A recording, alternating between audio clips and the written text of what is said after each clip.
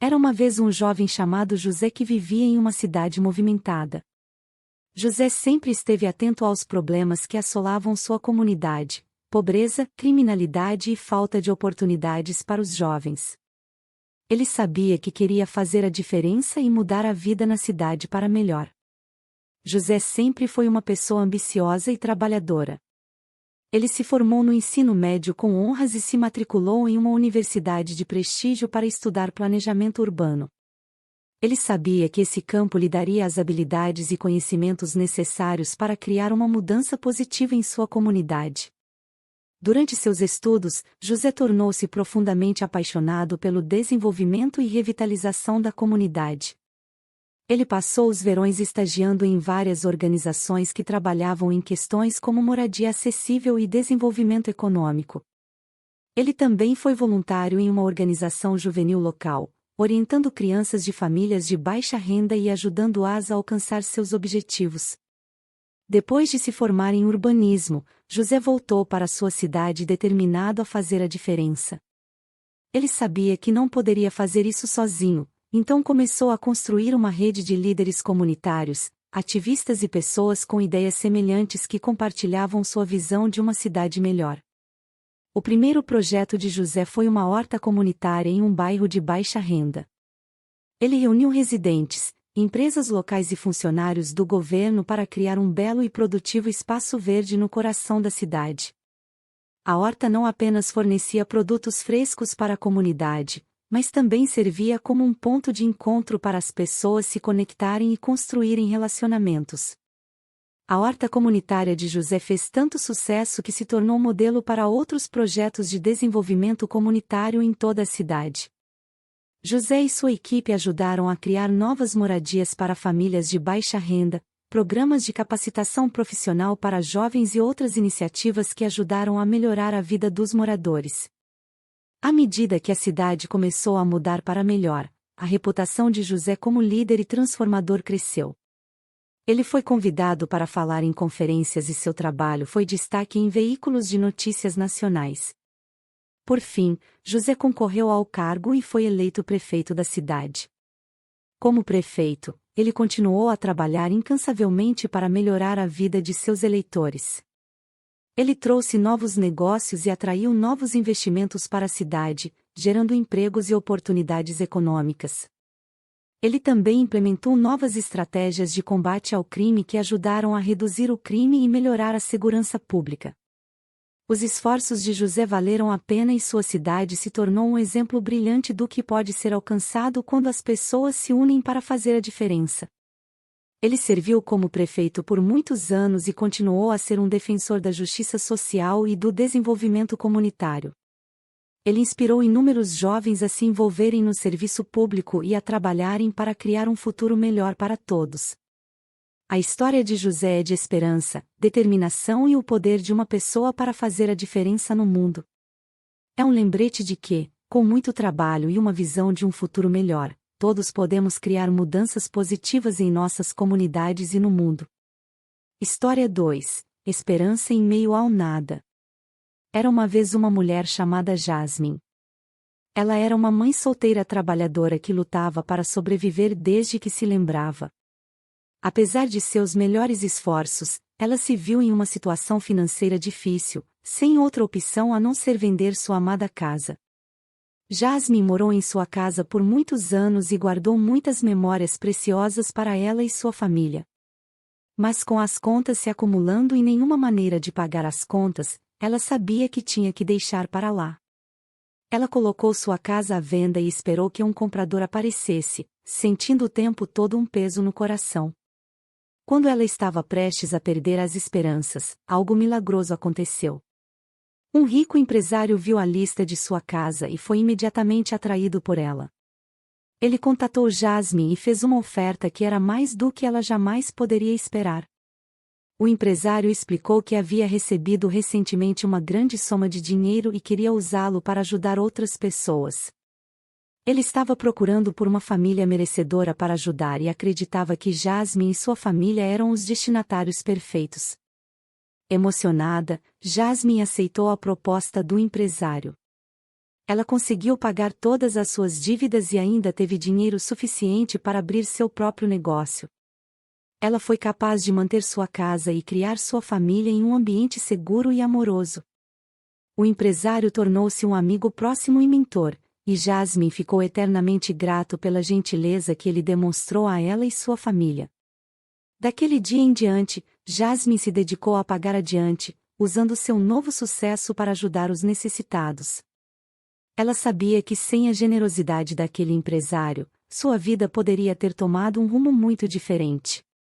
E assim, ela assumiu como missão espalhar bondade e generosidade no mundo, uma pessoa de cada vez.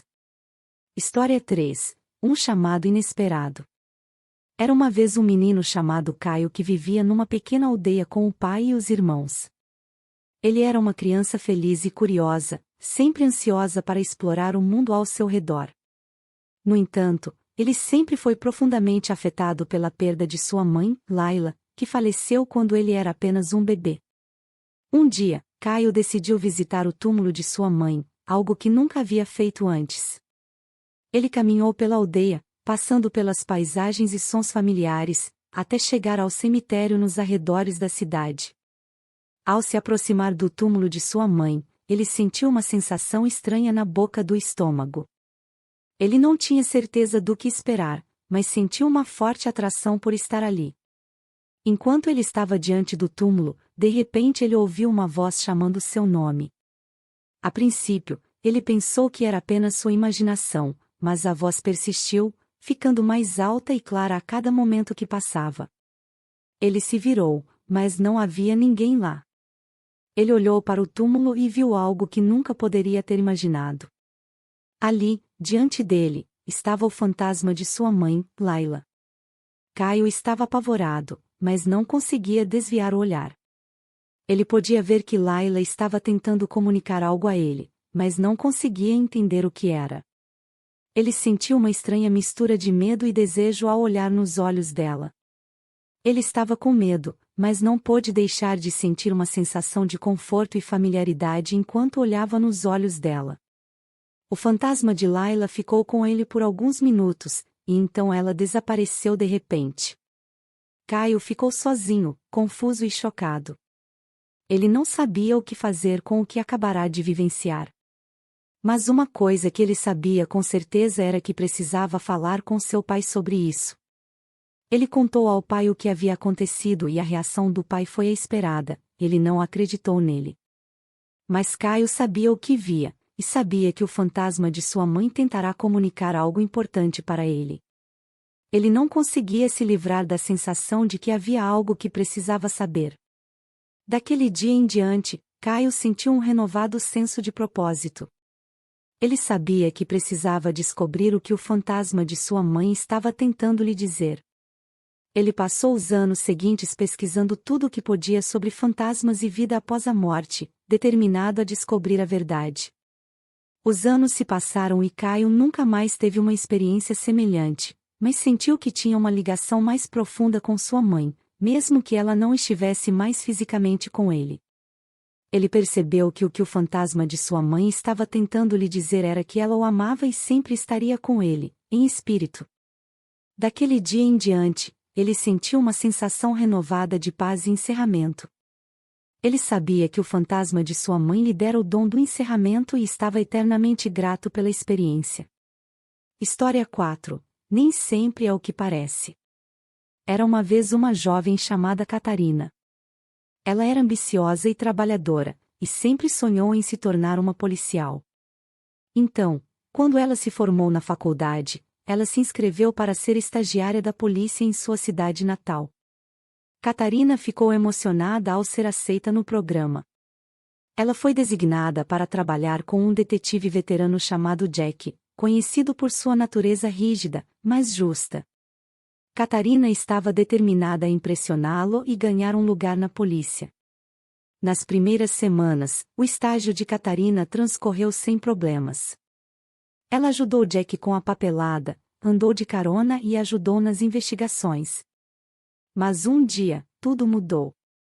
Jack recebeu uma dica de que um traficante local estava planejando um grande negócio, e ele e Catarina foram encarregados de derrubá-lo. Eles passaram semanas reunindo evidências e vigiando o suspeito e, finalmente, conseguiram o suficiente para fazer uma prisão. Mas enquanto se preparavam para invadir o esconderijo do traficante, Catarina recebeu um telefonema de um número desconhecido. Do outro lado da linha, um homem disse a ela que se ela e Jack não desistissem do caso, ele prejudicaria sua família.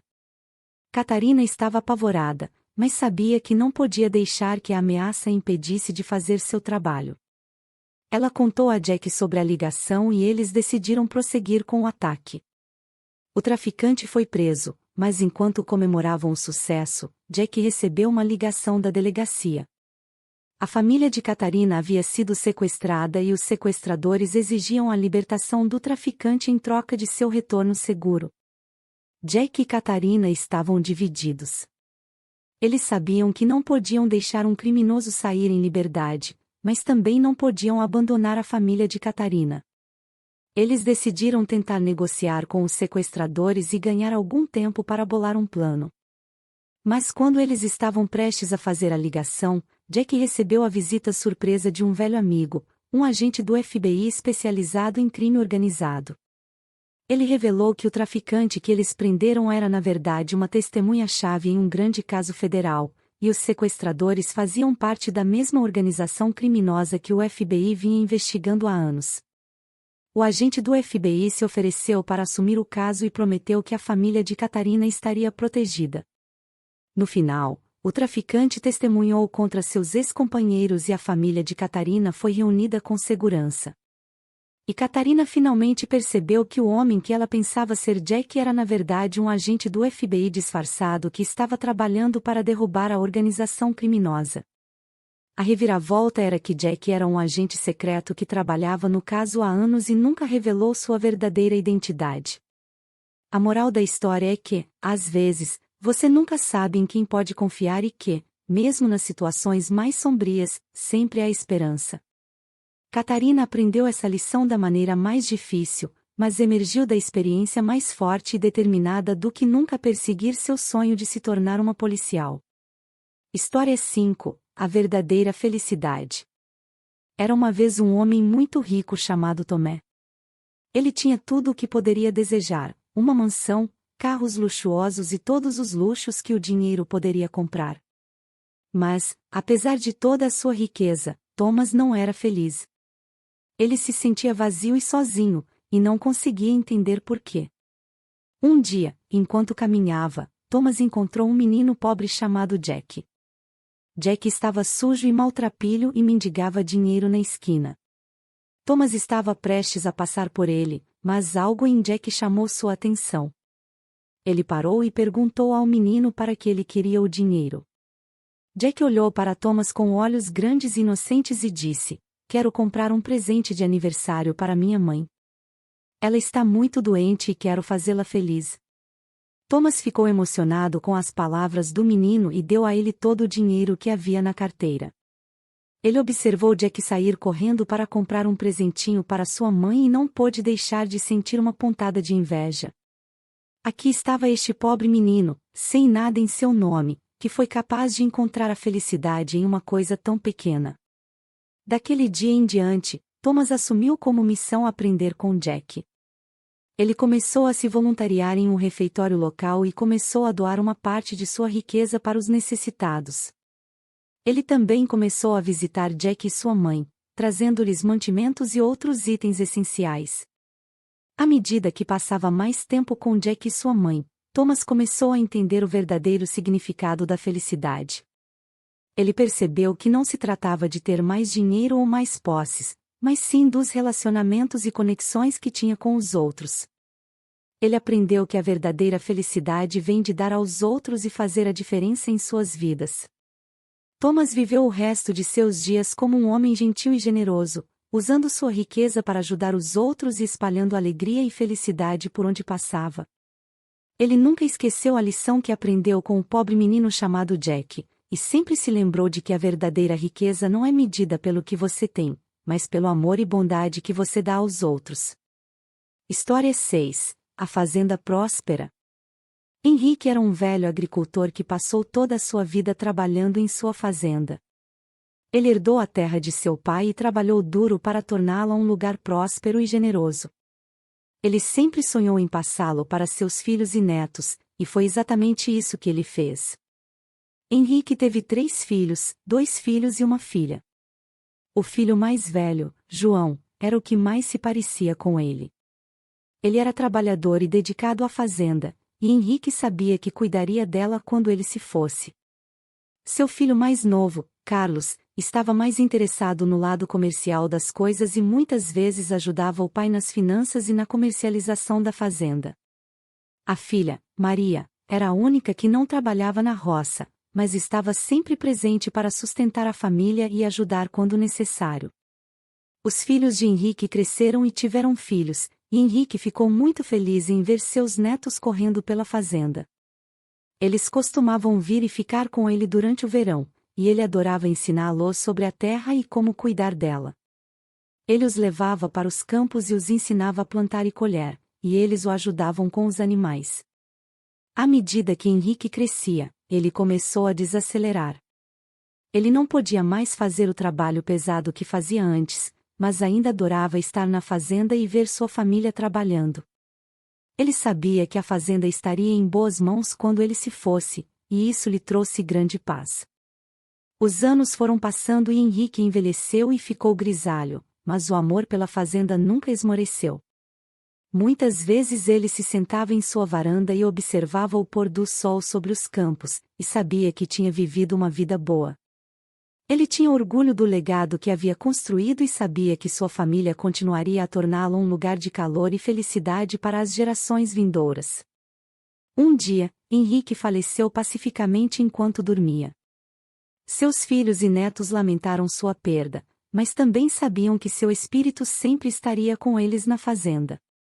Eles trabalharam duro para continuar as tradições que ele havia iniciado e manter a fazenda próspera. E apesar de Henrique ter partido, a sua memória sobreviveu através do amor que a sua família tinha pela terra e uns pelos outros. E assim, a fazenda permaneceu um lugar de calor, felicidade e família por muitos anos. História 7. O amor da família. Era uma vez uma velha chamada Beatrice que viveu uma vida longa e gratificante. Ela criou uma família, teve uma carreira de sucesso e viajou pelo mundo.